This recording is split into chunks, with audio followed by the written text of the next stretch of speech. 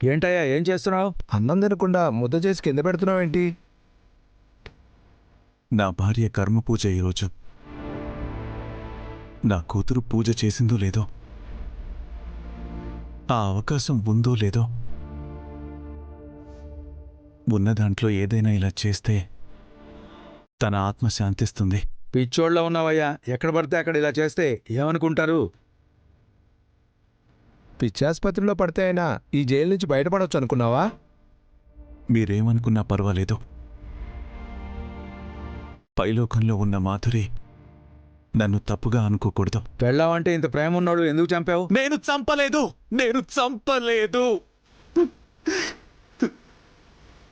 మరి శిక్ష ఎందుకు అనుభవిస్తున్నావు?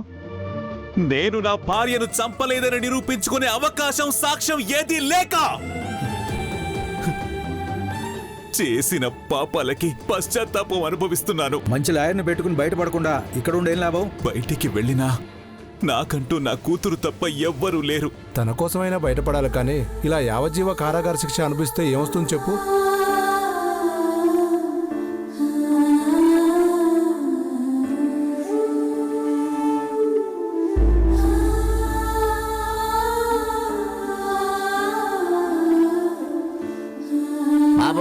జ్యోతిర్స అమృతం బ్రహ్మభోద్భవస్వరం పాతరుదక్షయద్వారా పరమేశ్వరముద్దిశ్య పరమేశ్వర ప్రత్యర్థం అస్మిన్ వర్తమాన వ్యావహారిక చాంద్రమాన వస్తుశ్రీం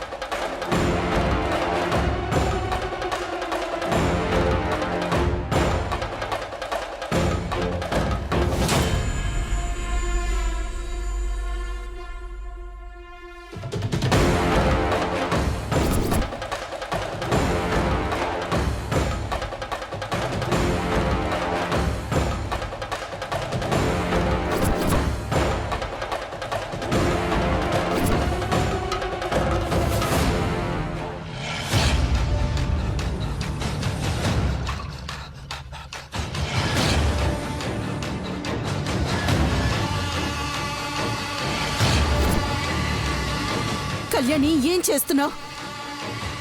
ఇక్కడ చెయ్యొద్దని చెప్పారు కదా. చెరువు దగ్గర చేస్తానని శౌర్యని కూడా అడిగావు కదా. అడిగాను, లొకేషన్ కూడా షేర్ చేశాడు. నా పనేదో నేను చేసుకుందామనుకుంటే నువ్వేం చేసావు? పూజకు కావలసినవన్నీ తెచ్చి అవుట్ హౌస్ లో పెడితే దానికి నువ్వు తాళం పెట్టావు. అప్పటికి నువ్వు వెళ్ళిపోయావనుకున్నాను. నువ్వెలా అనుకుంటావు? పంతులు గారు కానివ్వండి.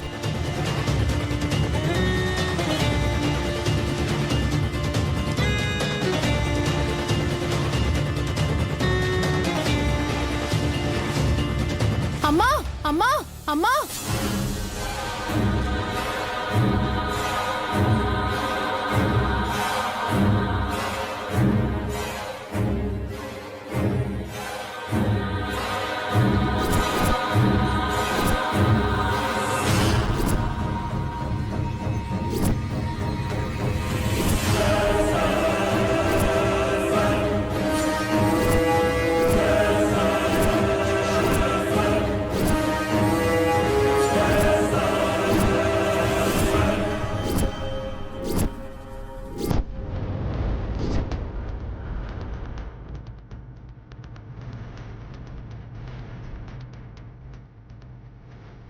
చూసారా, ఒక పక్క నా కొడుకు తండ్రి కాబోతున్నాడనే ఆనందంలో మనమందరం పూజ పెట్టుకుంటే ఆ కళ్యాణి అన్నట్టుగానే పంతానికి పోయి మన ఇంటి వాకిలి ముందే కర్మకాండ జరిపిస్తోంది.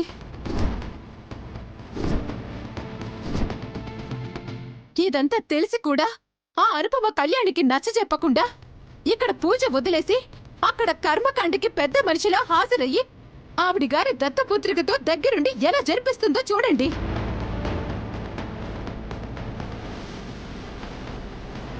అల్లరి చేస్తే చిన్నపిల్లలు అనుకున్నాను, మాట తోలితే పెంపకంలో గారాభం అనుకున్నాను, కానీ పంతానికి పోయేంత పెద్ద పిల్లలు అనుకోలేదు. ఇదంతా జరగడానికి కారణం అనుపమే నాన్న. రేపొద్దున నా బిడ్డకి, నా కోడలికి పుట్టబోయే బిడ్డకి లేదా ఈ ఇంట్లో ఎవరికైనా ఏదైనా జరగనంది జరిగితే దానికి బాధ్యత ఎవరు వహిస్తారు నాన్న?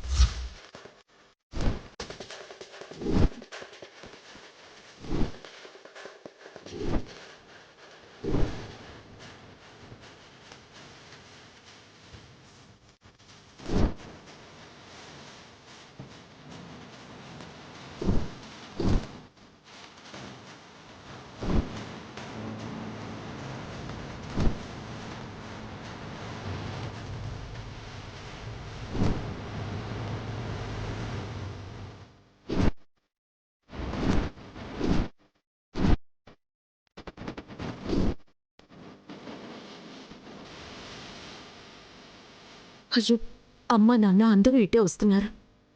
ఈ ఫోటో అయినా కనపడకుండా ఉంటే నువ్వు.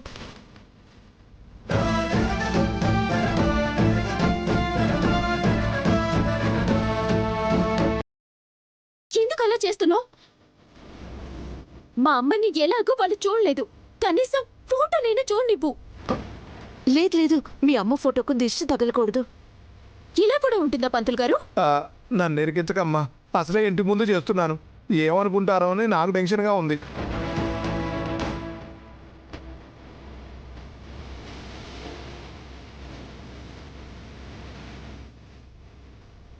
అనుపమ, ఏం జరుగుతుంది ఇక్కడ? వాళ్ళమ్మ ఆత్మశాంతి పూజ నాన్న.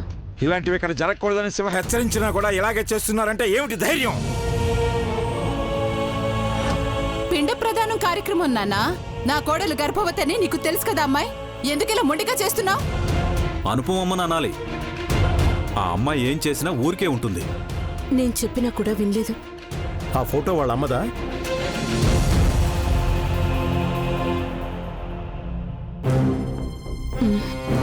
ఏ చూడాలా మీరు? అవసరమా? బయట ఎక్కడో చేసుకోవాలి కానీ ఇంటి ముందు చేయడం ఏంటి? ఈ స్థలమే మీది కాదు, మున్సిపాలిటీ వాళ్ళది. నువ్వేం మాట్లాడవేంటమ్మా?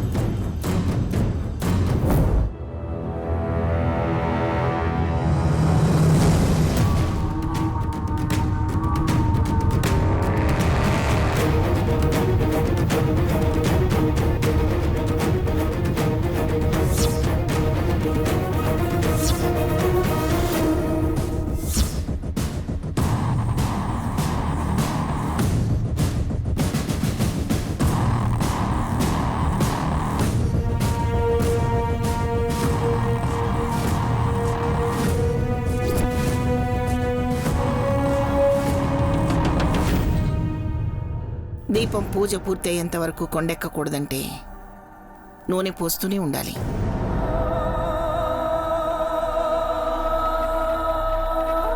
తిడతావనుకుంటే నూనె పోసి పూజ చేసుకోమంటావేంటమ్మా? మనకే కాదు, మన ఇంటికి కూడా కొన్ని హద్దులున్నాయి. ఆ గీత దాటితే అది మన ఇల్లు కాదు, వాళ్ళు మనవాళ్ళు కాదు. ఏంటి శివ ఇది? నువ్వు వద్దన్నా ఈ పూజ చేస్తున్నందుకు ఈ పిల్లని తిడతావనుకుంటుంటే ఇలా చేస్తున్నావేంటి? ఈ పిల్లని చూస్తే జాలేస్తుందండి. ఈ పిల్ల తల్లి ఎంత పాపం చేస్తుంటే తన కర్మకాండని ఇలా రోడ్డు మీద జరిపించుకుంటుంది.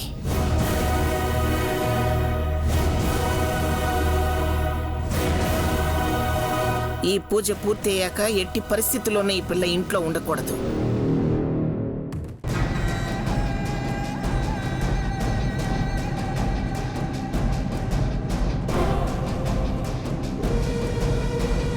పదండి. మీరేం పట్టించుకోకండి పంతులు గారు, కానివ్వండి.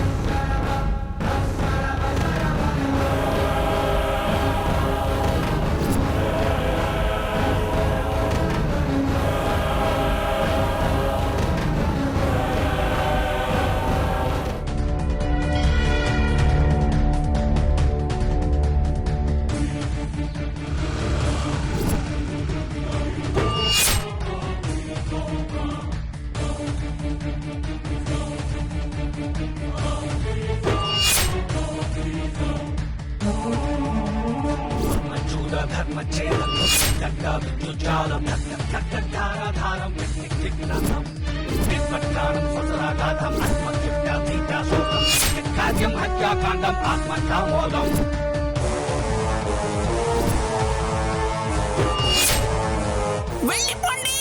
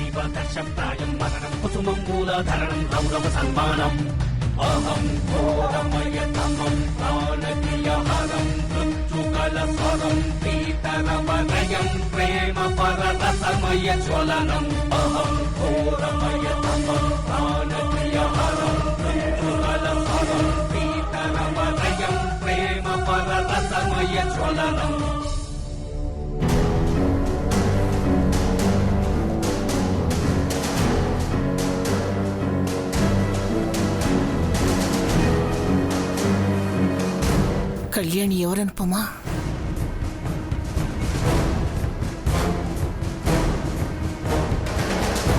ఆయన కూతురమ్మా.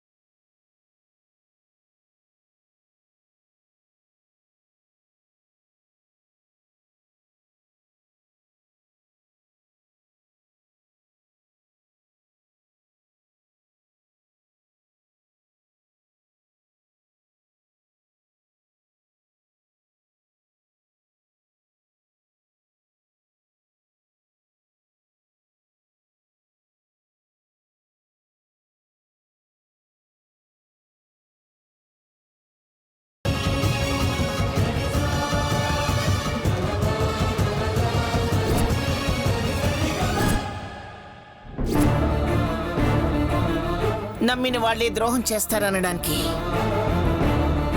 నువ్వే ఉదాహరణ అని నిరూపించావు అనుపమా. నేనేం చేశానమ్మా? ఏం చేశావా? ఇంకా ఏం చేయలేదా అని ఆలోచించేంతగా చేశావు.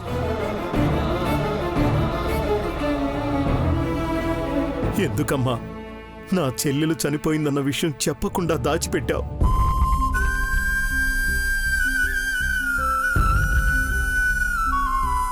మీ మీకు ఆ ముక్క మాత్రమే చెప్పలేదని మీరు ఫీల్ అవుతున్నారు.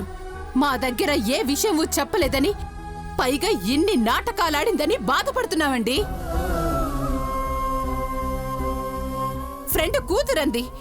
ఆ ఫ్రెండ్ మీ చెల్లెలే అని చెప్పకుండా దాచిపెట్టింది. అజయ్ అనే పేరునైతే ఆనందని మార్చేసింది.